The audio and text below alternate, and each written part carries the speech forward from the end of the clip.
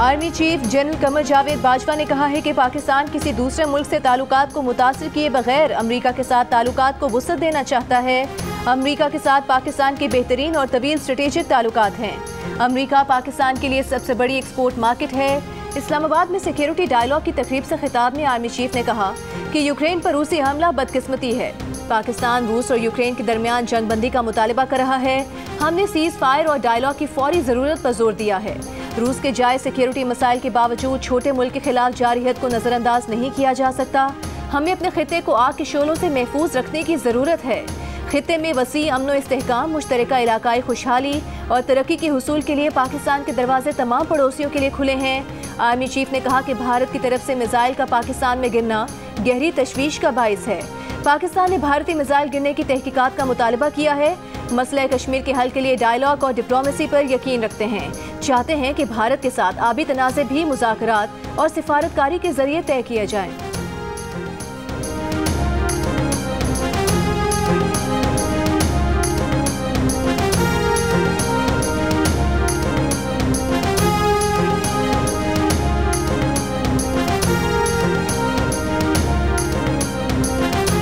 वफाकी वज़ीर बराए इंसानी हुकूक शीरी मज़ारी ने कहा है कि ख़त से अमरीका का इनकार सरासर झूठ है।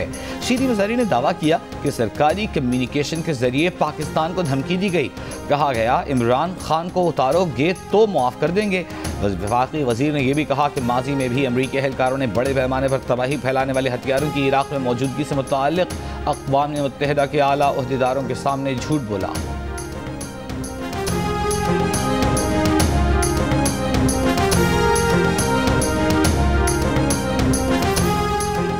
वफाकी वज़ीर फवाद चौधरी ने कहा है कि जो लोग लिख रहे हैं कि आर्मी चीफ ने जंग की मुखालिफत करके गोया रूस की मुखालिफत की, उनसे कहता हूँ वज़ीर आज़म और सदर पुतिन की मुलाकात के बाद का एलामिया देख लें। आर्मी चीफ ने वही बात की जो उस एलामिया में है।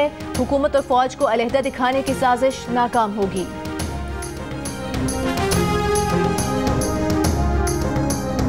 कौन बनेगा वज़ीर आला पंजाब, हमजा शहबाज या परवेज इलाही? कम वक्त मुकाबला सख्त। वज़ीर आला के लिए असेंबली में इंतखाब कल होगा। 186 की सादा अक्सरियत हासिल करने के लिए जोड़ तोड़ उरूज पर पहुँच गया। तरीन ग्रुप के 16 में से 13 अरकान नवाज शरीफ के 3 ने परवेज इलाही की हिमायत का ऐलान कर दिया। नून लीग के 5 मुनहरिफ अरकान हुकूमती गिनती का हिस्सा बन गए।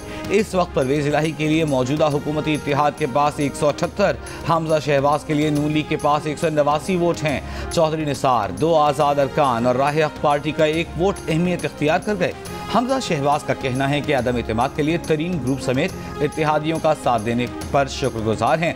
तहरीक अदम एतमाद कामयाब हो जाए तो बड़ा सरप्राइज देंगे। तहरीक इंसाफ के 20 मुनहरिफ अरकान में से 16 तरीन ग्रुप के, 4 अलीम खान ग्रुप के हैं।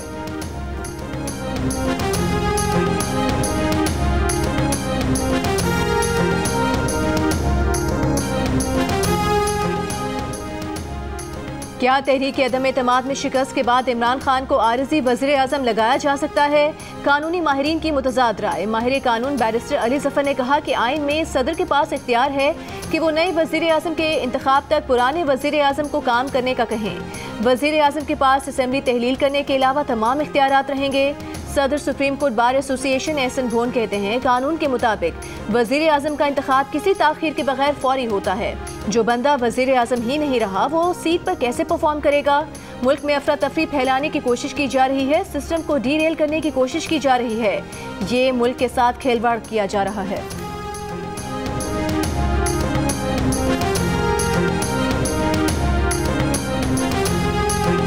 वज़ीर आला सिंध मुराद अली शाह ने कहा है कि आइन का आर्टिकल 94 वाज़ेह तौर पर कहता है कि अगर वज़ीर आज़म खुद इस्तीफ़ा देता है तो सदर नए वज़ीर आज़म के मुंतखब होने तक मुस्ताफ़ी वज़ीर आज़म को काम करने का कह सकते हैं।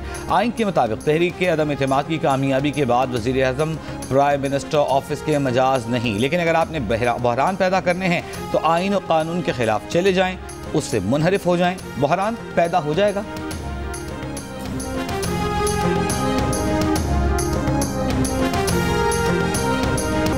एस्टैब्लिशमेंट मुदाखलत करे और मुल्क में फौरी इंतखाबात कराए। आइन के आर्टिकल 94 में वाज़ेह है कि तहरीक अदम एतमाद कामयाब भी हो जाती है तो अगला वज़ीर आज़म आने तक इमरान खान अबूरी वज़ीर आज़म रहेंगे। वजीर दाखिला शेख रशीद ने सियासी बहरान से निकलने के लिए 4 रास्ते तजवीज़ कर दिए।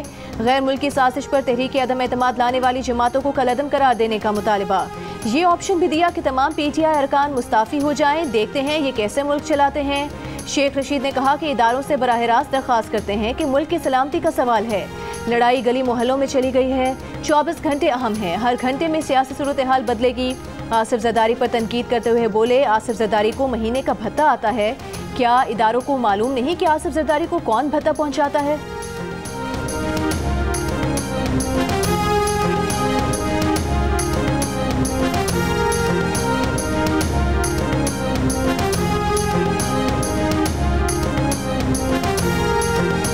पीपल्स पार्टी के रहनुमा शेरी रहमान ने कहा है कि वफाकी वजीर की इस्टेब्लिशमेंट को मुदाखलत की दावत उनकी नाकामी की निशानदेही करती है। जिस मुरासले की बुनियाद पर गद्दारी के केसेस बनाए जाएंगे उसको 17 दिन जेब में छुपा कर रखने के जिम्मेदार कौन है? तर्जुमान PDM हाफिज हमदुल्ला ने कहा, शेख रशीद की इस्टेब्लिशमेंट को सियासत में मुदाखलत की दावत आइन से बगावत है। शेख रशीद और इमरान नियाजी की सबसे बड़ी परेशानी इस्टेब्लिशमेंट की न्यूट्रलिटी है। नून लीग के शाहिद खाकान अब्बासी ने कहा, किसी आइनी अमल में दखल अंदाजी आर्टिकल 6 के जुमरे में आती है। वज़ीर आज़म अदम एतमाद का सामना करें और शिकस्त खाकर घर जाएं, इसमें किसी की बेइज्जती नहीं।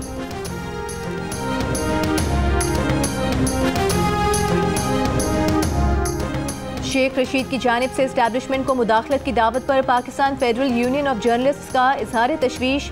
कहा, हुकूमत ऐसे मावराए आइन इक़दामात से गुरेज करे जिसके नतीजे में मुल्क में जमहूरियत डीरेल हो जाए। तहरीक अदम एतमाद पेश करना एक आइनी इक़दाम और ऑपोजिशन का आइनी हक है। हुकूमत को चाहिए इस हक का एहतराम करे।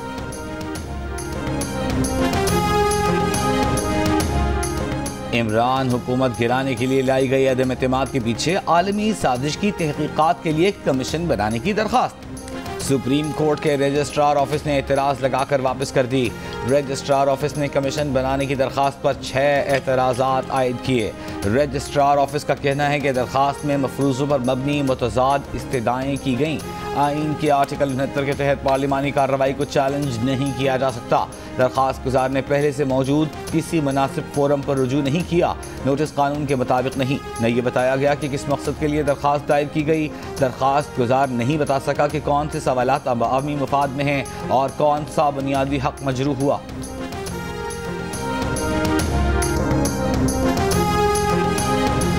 इस्टेब्लिशमेंट ने ऑपोजिशन का पैगाम पहुंचाया कि मेरे सामने 3 रास्ते हैं, अदम एतमाद का सामना करूं, इस्तीफा दे दूं या जल्द इलेक्शन कराऊं। मैंने कहा कि इस्तीफा मैं दे नहीं सकता, अदम एतमाद का सामना करूंगा, जल्द इलेक्शन अच्छा आइडिया है।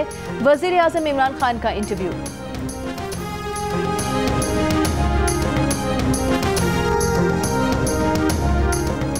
वज़ीर आज़म इमरान खान ने कहा है कि ये डिसइंफॉर्मेशन मुहिम नून लीग ने चलाई कि वो जनरल बाजवा को डी नोटिफाई करने वाले हैं। उनकी मियाद नवंबर में ख़त्म होगी, वो तो अभी नवंबर का सोच ही नहीं रहे। इमरान खान ने कहा, जनरल फैज़ को उनके ओहदे पर बरकरार रखना चाहते थे क्योंकि उनका ख्याल था कि सर्दियों का वक्त मुश्किल है। अफ़गान सूरत हाल की वजह से जनरल फैज़ को रखना चाहिए, मगर दूसरी जानिब उनका ख्याल था कि फ़ौज में अपना सिस्टम है।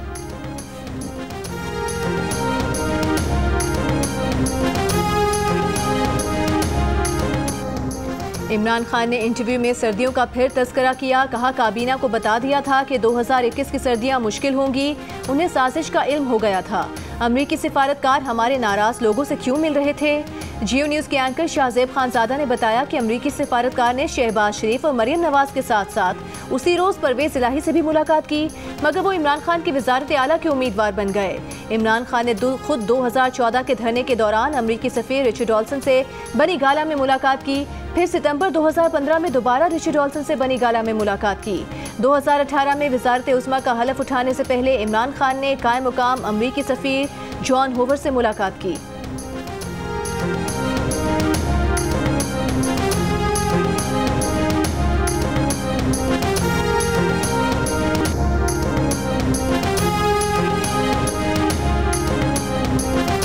मौजूदा सियासी सूरत हाल पर वज़ीर आज़म हाउस की जानिब से अस्करी क़यादत को बुलाकर 3 ऑप्शंस पर बात की गई।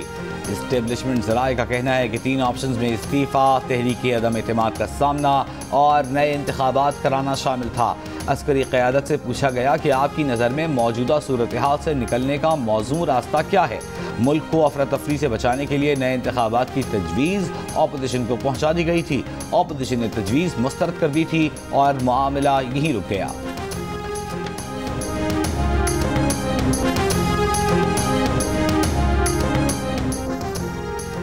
मुत्तहिदा अपोजिशन ने कौमी असम्बली इजलास से पहले कल सुबह 10 बजे अपना इजलास तलब कर लिया।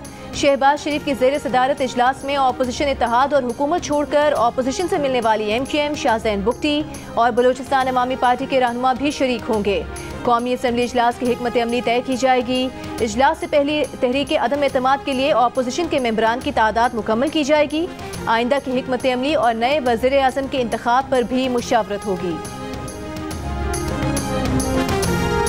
तहरीक इंसाफ के मुनहरिफ रुकन रमेश कुमार ने कहा है कि PTI के मुनहरिफ अरकान में से वो पहले थे और अब उन अरकान की तादाद 35 हो गई है। मजीद लोग भी आना चाह रहे हैं मगर मुस्लिम लीग नून उन्हें अकोमोडेट नहीं कर रही। यूनिस के प्रोग्राम जरगा में बातचीत करते हुए कहा, पंजाब से ताल्लुक़ रखने वाले 3 विफाकी वज़रा भी हमारे साथ शामिल होना चाहते हैं।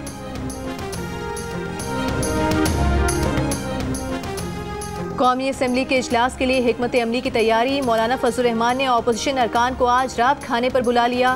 सिंध हाउस इस्लामाबाद में होने वाली दावत में आसिफ जरदारी, बिलावल भुट्टो जरदारी, शहबाज शरीफ, सरदार अख्तर मेंगल, खालिद मकसी, खालिद मकबूल सिद्दीकी और असलम भूतानी समेत अपोजिशन इत्तेहाद के हामी तमाम अरकान असम्बली शिरकत करेंगे। तहरीक अदम एतमाद पर वोटिंग से मुतालिक हिकमत अमली को हतमी शक्ल दी जाएगी।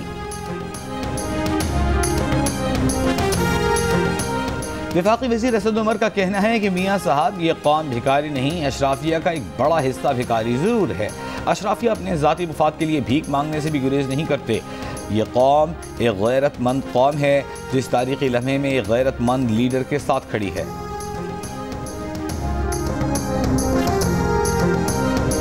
इक़्तिदार में आए भी नवाज शरीफ और शहबाज शरीफ का नाम लेते लेते जा भी रहे हैं। नवाज शरीफ और शहबाज शरीफ का नाम लेते लेते अगर इतना वक्त पाकिस्तान की आवाम की रिलीफ के लिए सर्व किया होता तो आज पाकिस्तान की आवाम आपके साथ उस तरह खड़ी होती जिस तरह नवाज शरीफ के साथ खड़ी है। हाथ जोड़ के आपसे पाकिस्तान की आवाम निजात चाहती है। आपकी अब किसी किस्म की बदमाशी, गुंडागर्दी, धमकी, झूठ 172 अराकीन पार्लियामान में पूरे नहीं कर सकते। मुस्लिम लीग नून की तर्जुमान मरियम औरंगजेब के वज़ीर आज़म इमरान खान पर वार। कहा कि इमरान खान नवाज शरीफ और शहबाज शरीफ कहते कहते इक़्तिदार में आए और अब नवाज शरीफ और शहबाज शरीफ कहते कहते इक़्तिदार से जा रहे हैं।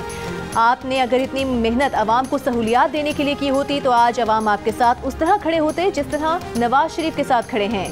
इस वक्त इमरान खान पाकिस्तान के नहीं, उस जमात के वज़ीर आज़म हैं जो ताश के पत्तों की तरह बिखर चुकी है।